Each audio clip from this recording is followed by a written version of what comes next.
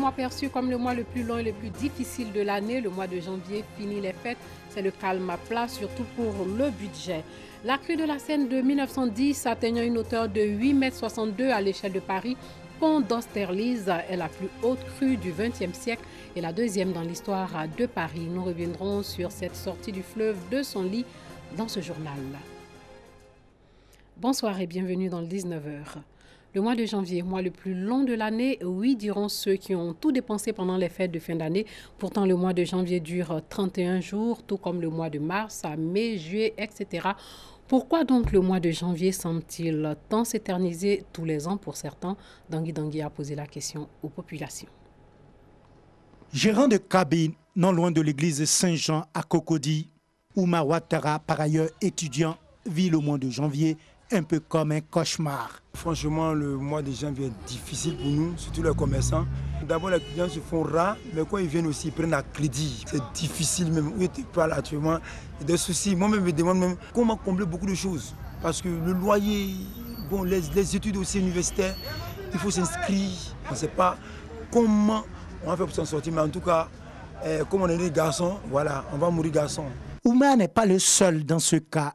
De nombreuses personnes voient leur activité ralentie, particulièrement en ce mois de janvier. Le mois de janvier, là, en tout cas, c'est dur pour tout le monde. Il n'y a pas marché, il n'y a rien même. On dit qu'il n'y a pas l'argent. Quand on vend, on ne paye pas. Quand tu dis prix des bananes, là, la personne dit c'est cher. Il y a deux qui disent ah, il est fait, mais il n'a pas l'argent. Le janvier passé et puis maintenant, là, il y avait la différence. Ça nous a posé le problème, ça a posé problème aux transporteurs et les chauffeurs. On n'arrive pas à faire facilement la recette. Le mois de janvier, ça ne sort pas. Tout le monde sait que c'est là. Après les fêtes, tout le monde rien ne marche, on fait avec. Comment peut-on expliquer cette difficulté et cette longueur qu'on attribue généralement au mois de janvier? Les explications varient d'un individu à un autre. Vraiment, pour les fonctionnaires, comme ils reçoivent 2 salaires dans le mois de décembre, ils n'arrivent pas à bien gérer. Mais celui qui a reçu son salaire de décembre en janvier, bon, c'est sûr qu'il va bien vivre le mois de janvier. Donc je pense que c'est ça qui fait que le mois de janvier est dur. Et on dit que c'est long. C'est pas long, c'est parce qu'on le gère mal. Moi, c'est une question de gestion. Voilà, de gestion et d'organisation. Tu t'organises bien, tu n'as pas de problème avec le mois de janvier. Après les fêtes, dit-on à Abidjan, c'est la défaite. Le mois de janvier tire à sa fin et sonne comme une bonne nouvelle pour de nombreuses personnes. Le ministère des Transports sensibilise les acteurs du secteur sur les textes qui le régissent pour une meilleure organisation du transport routier en Côte d'Ivoire. Cela va se faire par une communication de proximité, des réformes qui visent à assainir le milieu et ce en vue de rendre le secteur des transports routiers plus professionnel avec une amélioration des questions de sécurité routière. 10 villes à forte densité de trafic sont concernées par cette campagne de sensibilisation et d'information. Violation du code de la route par les usagers de véhicules et de motos.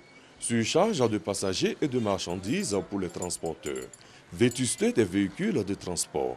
Conséquence de nombreux accidents enregistrés chaque jour. Ajoutez à ce tableau sombre du secteur des transports la méconnaissance des textes qui régissent les transports en Côte d'Ivoire. Fait de transporteur ivoirien quelqu'un d'heureux, quelqu'un qui va vivre de sa profession et en même temps protéger toute la population. C'est un secteur très important pour l'économie, mais il y a tellement d'amateurisme dedans qu'on a l'impression qu'il n'y a aucun test. Donc c'est pour combler ce vide que M. le ministre a donc bien voulu organiser ces ateliers éclatés. D'où le sens de l'atelier à l'endroit des acteurs des transports, société civile, chargeurs, transporteurs, corps habillés. Objectif, informer, sensibiliser pour une appropriation des textes régissant le dit secteur. Une initiative du ministère des Transports en vue de mieux organiser ce secteur. Ainsi, durant 3 jours, les participants ont été éclairés sur les textes en vigueur dans le secteur des transports. À partir de cet atelier, je crois que les transporteurs sauront ce qu'ils ont à faire.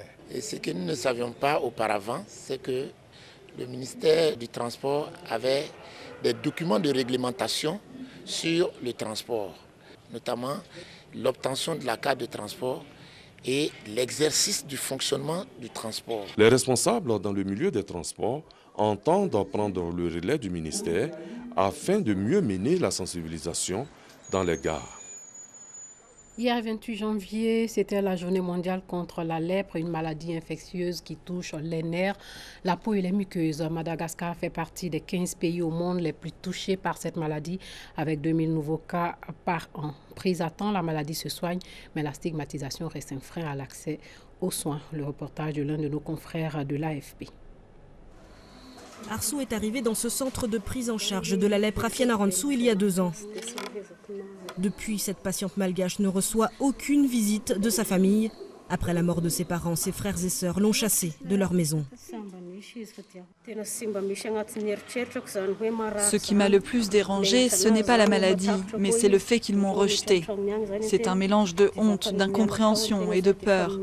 Je ne peux pas rentrer chez eux, ou si ça arrive, ils se dépêchent de laver le coussin ou la serviette juste après mon départ. C'est ma famille qui a le même sang que moi qui me fait ça. Désormais, la seule famille d'Arsou, ce sont les sœurs qui gèrent le centre ainsi que les autres pensionnaires. Pourtant, la lèpre est très peu contagieuse. Il faut des contacts répétés et prolongés avec des personnes atteintes pour l'attraper. Dans les années 60, la léproserie a construit un village pour accueillir les proches et lutter contre l'isolement des patients. Mais aujourd'hui encore, la moitié de leurs 40 malades sont rejetés par leur famille. On a ici des grands-pères, par exemple, qui n'ont jamais de visite et ils demandent de rester ici jusqu'à la fin de leur jour. Par contre, les jeunes, nous, on les prépare à rentrer dans leur famille et dans leur village dès leur arrivée à l'hôpital parce qu'ils ont encore beaucoup de chances de refaire la vie. Lesaf vit au village avec sa femme et ses 3 enfants depuis le début de son traitement il y a 6 mois. Grâce au soutien de sa famille, il a pu être soigné avant d'avoir des séquelles graves. La famille de mon père m'a poussé à venir ici avant qu'il ne soit trop tard, vu qu'on a déjà eu des cas de lèpre dans la famille. Et moi, je n'ai pas fait le difficile. J'ai eu peur qu'on m'ampute. Souvent, les patients consultent trop tard, en cause la honte, la pauvreté, l'éloignement ou encore le manque d'hôpitaux. Et les conséquences sont irréversibles. À Madagascar, 2 malades de la lèpre sur 10 sont handicapés. Au moins 33 civils ont été tués dans des frappes aériennes du régime syrien sur la province d'Idlib, dans le nord-ouest du pays. Pour la seule journée d'aujourd'hui, les raids ont tué 16 civils. Hier, 17 personnes avaient trouvé la mort dans des frappes aériennes visant plusieurs localités d'Idlib. Appuyées par l'aviation de leur allié russe, les forces pro-régime ont lancé le 25 décembre une opération pour reconquérir le sud-est de la province d'Idlib, reprenant l'aéroport militaire stratégique d'Abu Douhour. Le conflit en Syrie a fait plus de 340 000 morts et des millions de déplacés et réfugiés. Les séparatistes du sud du Yémen ont acheminé des renforts vers Aden, deuxième ville du pays, où des combats les opposaient à l'armée du gouvernement. Le Yémen du Sud était un État indépendant avant sa fusion avec le Nord en 1990. Les origines du conflit dans cette vidéographie. Au sud de la péninsule arabique, la République du Yémen. Un pays jeune, né en 1990 de la réunion du Yémen du Nord avec le Yémen du Sud, ancienne colonie britannique devenue république d'inspiration communiste. Avec Sanaa comme capitale, ce nouveau pays est dirigé dès 1990 par Ali Abdallah Saleh. Les 27 millions de Yéménites sont majoritairement sunnites, mais dans le Nord, un tiers d'entre eux sont zaïdites, une branche minoritaire du chiisme dont sont issus les Houthis. Dès 2004, Sanaa doit faire face à une rébellion Houthi au nord qui dénonce la marginalisation de la communauté zaïdite. Au sud, le pouvoir est confronté d'une part à un mouvement sécessionniste, d'autre part aux djihadistes d'Al-Qaïda. Dans le sillage des printemps arabes en 2011, des manifestations meurtrières à Sanaa poussent le président Saleh au départ après 33 ans de pouvoir. Abdrabbo Mansour Hadi est élu en 2012, mais peine à stabiliser le pays.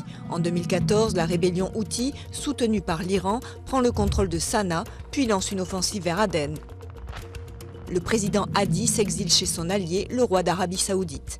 En mars 2015, l'Arabie Saoudite prend la tête d'une coalition de pays arabes sunnites dans le but d'endiguer l'avancée des rebelles, soutenus par l'ancien président Saleh. Fin 2017, les rebelles rompent leur alliance avec Saleh et le tuent. L'ancien dirigeant s'était rapproché de l'Arabie Saoudite.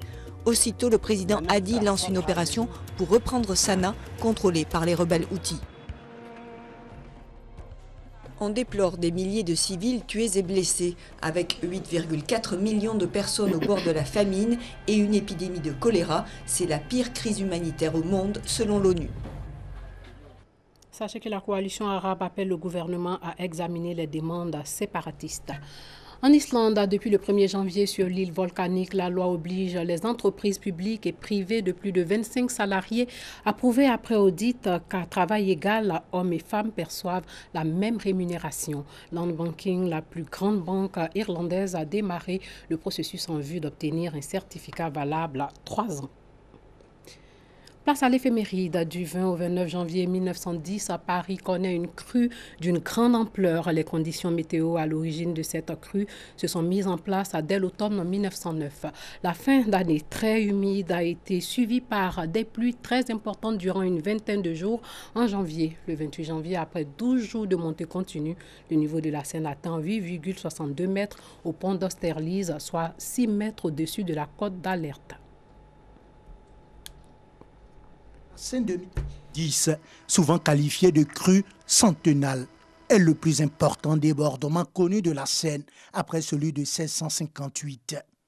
Il a touché la plus grande partie de sa vallée, bien qu'il n'ait pas été très meurtrier, à cause d'importants dommages à l'économie régionale, en particulier à Paris. La Seine a atteint son niveau maximal, 8,62 mètres sur l'échelle hydrométrique du pont d'Austerlitz à Paris le 29 janvier. Elle a affecté de nombreux quartiers de la capitale et de nombreuses villes riveraines du fleuve pendant plusieurs semaines avant et après cette date. La montée des eaux s'est faite en une dizaine de jours et la décrue en 35 jours environ. Les affluents et les confluents de la Seine connaissent le même sort à des degrés différents, du fait de l'interdépendance des différents systèmes hydrauliques. Certaines villes de banlieue subissent des dégâts importants. Lors de cette grande crue de 1910, les députés, pour réamorcer la reprise du travail, se rendent à l'Assemblée nationale en barque. Le zouave du pont de l'Alma, sur lequel les Parisiens ont l'habitude de mesurer la hauteur des crues de la Seine, a de l'eau jusqu'aux épaules. Le 28 janvier 1910, 22 000 caves et des centaines de rues sont envahies par une eau glacée et de plus en plus polluée car les égouts refluent. En effet, des dizaines de milliers de fosses d'aisance sous les sous-sols qui ne sont pas raccordés aux collecteurs municipaux sont inondés. Les bateaux-citernes qui doivent évacuer hors de Paris les résidus ne peuvent plus passer sous les ponts. La situation sanitaire devient préoccupante. Des cas de typhoïde et de scarlatine sont signalés. Il faut attendre la mi-mars pour que la crue soit entièrement résorbée. Les libraires et les éditeurs notamment payeront un lourd tribut à la crue. Tout leur stock définitivement perdu. Comportant un seul pic, alors que celles de 1924 et de 1955 sont en pic multiples, l'inondation a causé des dégâts d'un montant de 400 millions de francs or, soit l'équivalent de plus de 1,6 milliard d'euros en ce qui concerne les dommages directs auxquels il faut ajouter 50 millions de francs or distribués à titre de secours. La Seine fait des siennes cette année encore. La Seine a atteint son pic de crue à Paris dans la nuit d'hier à aujourd'hui à 5,84 mètres, loin de son record historique de 1910 à 8,62 mètres. 1500 personnes ont dû quitter leur logement depuis le début de la crue. Voilà, c'est tout pour ce soir. Portez-vous bien.